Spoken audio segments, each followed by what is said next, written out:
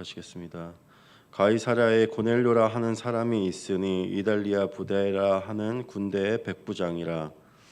그가 경건하여 온 지방과 더불어 하나님을 경외하며 백성을 많이 구제하고 하나님께 항상 기도하더니 하루는 제9시쯤 되어 환상 중에 밝히 봄에 하나님의 사자가 들어와 이르되 고넬료야 하니 고넬료가 주목하여 보고 두려워 이르되 주여 무슨 일이니까. 천사가 이르되 내 기도와 구제가 하나님 앞에 상달되어 기억하신 바가 되었으니 내가 지금 사람들을 요바에 보내어 베드로라 하는 시몬을 청하라. 그는 모두장이 시몬의 집에 유숙하니 그 집은 해변에 있다 하더라. 마침 말하던 천사가 떠나매 고넬료가 집안 하인 둘과 부하 가운데 경건한 사람 하나를 불러 이 일을 다 이르고 요바로 보내니라. 이튿날 그 길을 가다가 그 성에 가까이 갔을 때 베드로가 기도하려고 지붕에 올라가니 그 시각은 제6시더라. 그가 시장하여 먹고자 하매 사람들이 준비할 때에 황홀한 중에 하늘이 열리며 한 그릇이 내려오는 것을 보니 큰 보자기 같고 내 귀를 메어 땅에 들이웠더라. 그 안에는 땅에 있는 각종 네 발 가진 짐승과 기는 것과 공중에 나는 것들이 있더라. 우리가 이르되 베드로야 일어나 잡아먹으라 하거늘 베드로가 이르되 주여 그럴 수 없나이다. 속되고 깨끗하지 아니한 것을 내가 결코 먹지 아니하였나이다 한데 또 두 번째 소리가 있으되 하나님께서 깨끗하게 하신 것을 내가 속되다 하지 말라 하더라. 함께 읽으시겠습니다. 이런 일이 3번 있은 후 그 그릇이 곧 하늘로 올려져 가니라. 네. 우리 복음주의 안에서 복음주의권에서 진정한 우리가 믿는 것이 있습니다. 한 사람이 참 크리스천이 되고 하나님을 믿는 사람이 된다는 것은 진정한 크리스천이 되는 유일한 방법은 하나님을 인격적으로 만나고 거듭남을 통해서 하나님을 이제 알게 된다는 것일 겁니다. 그것을 통해서 하나님의 참된 백성, 하나님의 이제 크리스천, 하나님을 따르는 사람이 되는 것이죠. 인격적으로 만난다는 것, 거듭남이라는 것, 그것이 무슨 뜻일까요? 거듭남을 통해 성령님의 도우심을 통해 나의 죄가 하나님 앞에서 사함을 받고 하나님이 나를 용서하시고 사랑하신다는 그 사실이 실제로 나에게 와닿는 것, 마침내 하나님을 내가 인격적으로 마음과 마음으로 온 전심을 다해서 하나님을 알고 믿게 되는 것, 그것이 인격적인 만남일 것입니다. 사도행전에서 저자 누가는 회심과 거듭난 인격적인 만남에 대한 다양한 케이스들을 소개하는 것을 우리는 보게 됩니다. 우리는 보통 하나님을 인격적으로 만나게 되는 방법이 어떤 드라마틱한 방법을 통해서만 하나님을 인격적으로 만나게 된다고 생각을 합니다. 죄를 짓고 불순종하는 가운데 그 가운데서 하나님이 갑자기 만나 주실 때, 한 사람을 만나 주실 때 인격적으로 하나님을 만나게 된다고 그렇게 생각을 하죠. 그런 방법이 아니면 절대 하나님을 인격적으로 만날 수 없고 거듭날 수 없다고 우리는 때로는 믿기도 합니다. 하지만 오늘 본문을 통해서 누가는 그런 드라마틱한 방법이 아닌 어떤 오랜 과정을 통해 하나님과 동행하는 오랜 과정을 통해서 하나님을 인격적으로 더 깊게 만나게 되는 한 사람 고넬료에 대해서 소개하고 있는 것을 우리는 보게 됩니다. 오늘 본문에서 저자 누가는 바울과 고넬료의 그 회심과 하나님을 깊게 알게 되는 그 케이스를 대조해서 보이면서 그것이 마치 다른 모습의 회심과 거듭남 같지만 하나님의 인격적으로 만나기 위해서 필요한 요소들 무엇이 일어나야 되는지를 우리에게 소개하고 있는 것을 우리는 보게 됩니다. 첫째로 우리는 고넬료가 누구였고 어떤 상황에 있던 사람이었는지 우리는 알 필요가 있습니다. 그 사람은 이스라엘 민족이 아니었고 유대인이 아니었고 이방인이었지만 하나님을 믿게 되고 친밀한 관계를 벌써 가지고 있던 사람이었습니다.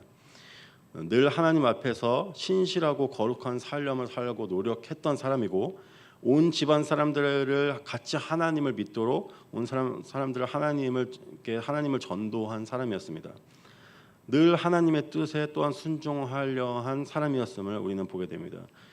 로마 군대 백부장으로서 그는 충분히 세상 방식으로 이스라엘 사람들을 괴롭히고 착취할 수 있는 그런 위치에 있는 사람이었습니다. 하지만 그는 그 자신의 위치를 이용하지 않고 하나님을 경외함으로 오히려 하나님의 백성들이 된 이스라엘 민족 유대인들을 그들을 돕고 그들에게 늘 선행을 베푼 그런 사람이었습니다. 그리고 그는 늘 기도하는 사람이었다고 말하고 있습니다. 그가 무엇을 놓고 하나님 앞에서 끊임없이 기도했는지는 우리는 본문에 나와 있기 때문에 알 수가 없습니다.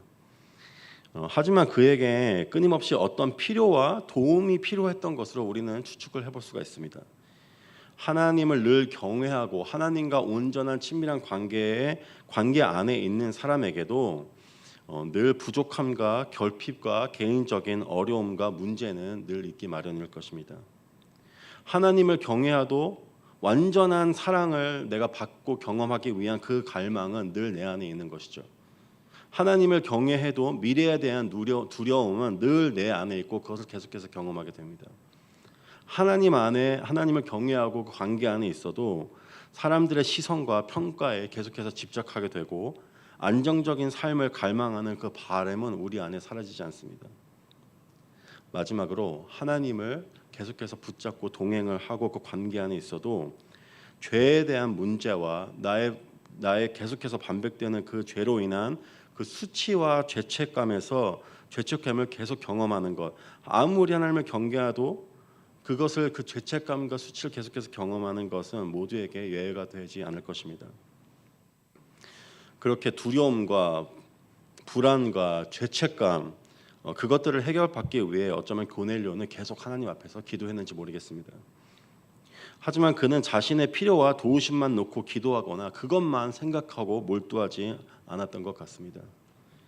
하나님이 내 자신에게 허락하신 역할이 있었음을 그는 알았고 아무리 고통 가운데 어려움 가운데 있어도 하나님과 주위 사람들을 챙기고 섬기고 선을 베푸는 일을 그는 멈추지 않았습니다.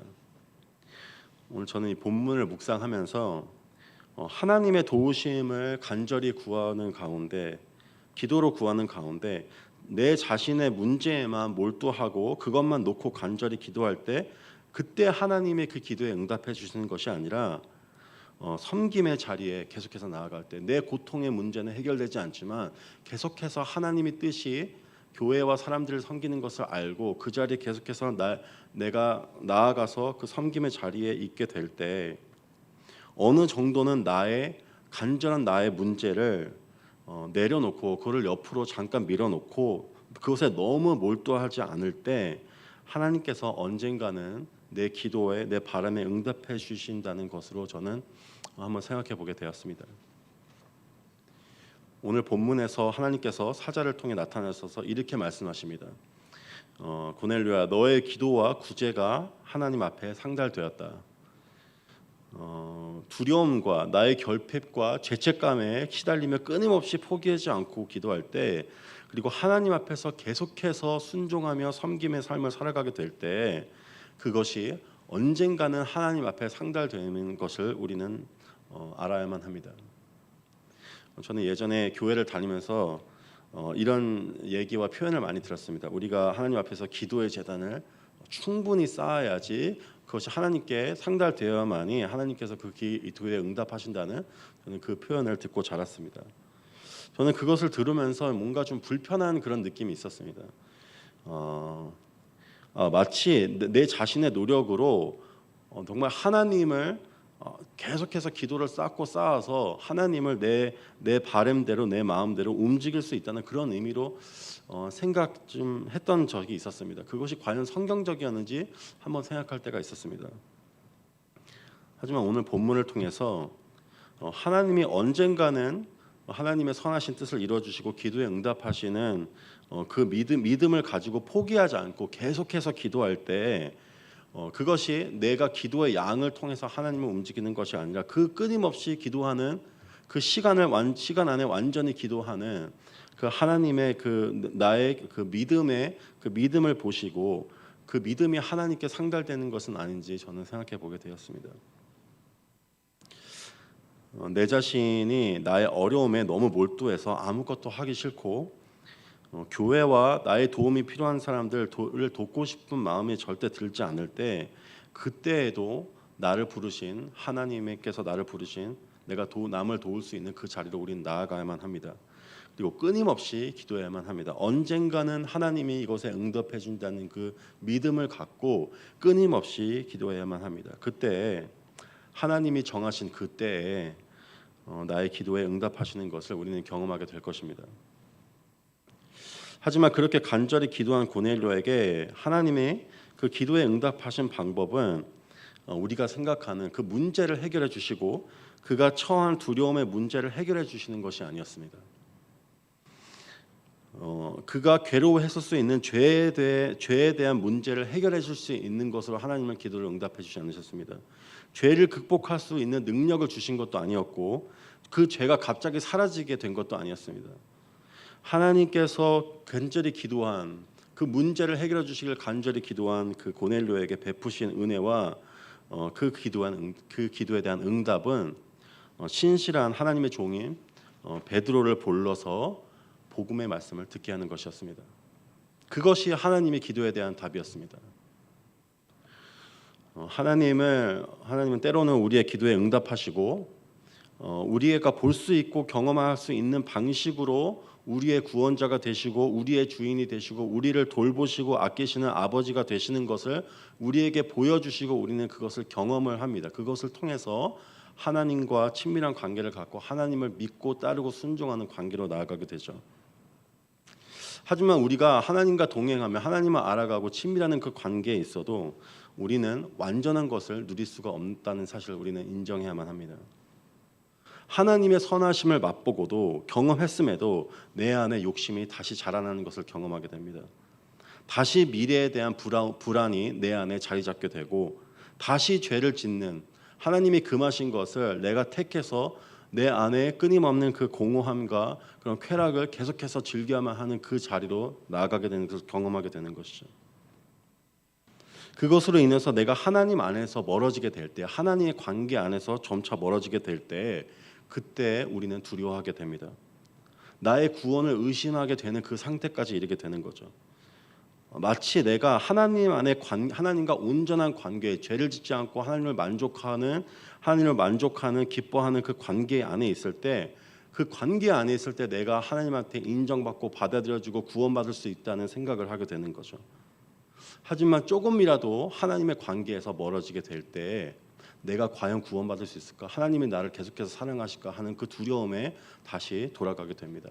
마치 하나님의 관계가 내 구원의 어떤 그 파운데이션이 되는 그 사실을 우리가 생각하게 될 때, 그렇게 착각하게 될 때 관계 안에 있느냐 없느냐에 따라서 우리는 안전하게 느낄 수 있고 불안하게 느낄 수가 있습니다. 온전히 하나님과의 관계 안에 있어도 그 관계 안에 있으려 해도 참된 자유함과 참된 죄 용서와 참된 하나님의 사랑을 경험하는 것이 아니고 조건적인 하나님의 사랑을 바라고 기대하는 그 자리로 우리는 계속해서 나아갈 수밖에 없습니다. 그 이유는 완전히 하나님이 어떠한 분이신지를 우리는 깨닫지 못하기 때문이죠. 그렇기 때문에 우리 모두 복음이 필요합니다. 복음의 말씀이 필요합니다. 복음을 완전히 이해하고 깨닫게 될 때 우리가 바라는 모든 것들이 있죠. 이 세상 안에서의 완전한 사랑과 참된 평강과 즐거움과 행복, 만족 그 모든 것을 경험하게 됩니다. 그것이 하나님이 우리에게 허락하시는 가장 값진 선물이며 은혜일 것입니다. 하나님 앞에 불순종하며 하나님의 뜻과 다른 길로 계속해서 나아가던 사울이 있었고 바울이 있었습니다. 그리고 하나님 앞에 거하기 위해서 신실하기 위해서 노력한 고넬료가 있었습니다.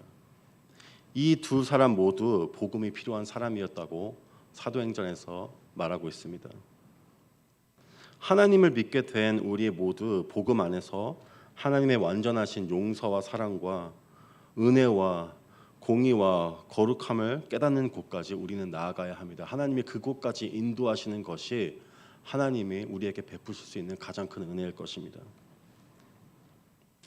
여러분은 복음이 필요하신 분들이신가요? 복음을 하나님을 믿게 될 때 인정하는 어떤 사실, 교리적인 사실로 그것을 받아들이고 그것을 받아들였기 때문에 더 이상 복음 안에서 더 깊은 것을 깨닫고 누려야 한다는 것을 생각하지 못하고 그것을 살면서 옆으로 치워놓고 하나님과의 관계만 붙잡고 하나님이 세상에서 내 삶에서 나에게 베푸시는 실질적으로 내가 볼 수 있고 깨달을 수 있는 방법을 통해서만 하나님의 뜻을 하나님의 선하심을 맛보려 하는 것은 아닌지 우리 자신을 돌아볼 필요가 있습니다. 아무리 삶의 문제를 해결해 주셔도 같은 문제가 반복된다면 참 자유를 누리지 못하고 계속해서 죄의 문제와 두려움과 내 삶에서 계속해서 경험하는 고통의 문제 때문에 자유함을 얻지 못하고 기뻐하지 못하고 매일 눈물만을 흘려야 된다면은 예수 그리스도의 십자가를 온전히 깨닫는 말씀 전체를 통해서 하나님이 그토록 이루고자 하던 그 뜻이 예수 그리스도를 통해서 어떻게 완전히 이루어지게 됐는지 그 뜻이 무엇인지 아는 그곳까지 우리는 나아가야만 합니다. 오직 그 안에 그 사실을 발견하게 될 때 참된 기쁨과 자유함이 있음을 믿을 때 그것을 발견하고 깨닫기 위해 끊임없이 답을 찾고 기도로 문을 두드리고 하나님께 구하게 되는 자리로 나아가고 그때 하나님께서 그곳으로 저희를 인도하실 것입니다. 그리고 복음을 통해 하나님을 완전히 알고 누리는 그곳에 이르게 될 때 더 이상 이 세상을 바라보며 이 세상에서 답을 찾는 것이 아닌 하늘을 바라보며 사는 삶을 우리는 살게 될 것입니다. 그 축복이 저와 여러분에게 허락되기를 바라고 축원합니다. 기도하시겠습니다. 주님 감사합니다. 오늘 말씀을 통해서 주님께서 저에게 허락하신 가장 값진 은혜와 선물이 무엇인지 깨닫게 해주시니 감사드립니다. 주님, 우리가 주님을 만나기 전에 주님을 모르는 삶을 살 때도 또 주님을 안다고 하는 삶을 살 때에도 우리는 늘 삶의 문제에 넘어지고 내 죄에 넘어질 수밖에 없습니다. 내 안에 공허함과 그 모든 것들은 사라지지 않죠. 주님께서 그 모든 것을 아시기 때문에 저희를 완전히 하나님 안에서 참 자유를 누리고 참 만족을 누리는 행복을 누리는 복음 안에서 그것을 누리게 하는 그곳으로 주님 저희를 인도하시는 줄 믿습니다. 저희가 주님 복음을 온전히 알기 위해서 주님 앞에서 간절히 기도하며 또한 기도할 뿐만이 아니라 주님께서 오늘 나를 부르신 자리에 섬기며 계속 신실한 모습으로 나아갈 때 주님 우리가 주님이 계획하신 온전한 뜻과 온전한 그 선물을 누리는 곳으로 나아갈 수 있도록 주님 은혜를 베풀어 주시옵소서. 감사합니다. 예수님의 이름으로 기도드렸습니다. 아멘. 오늘 주신 말씀 가지고 가져오신 기도 제목까지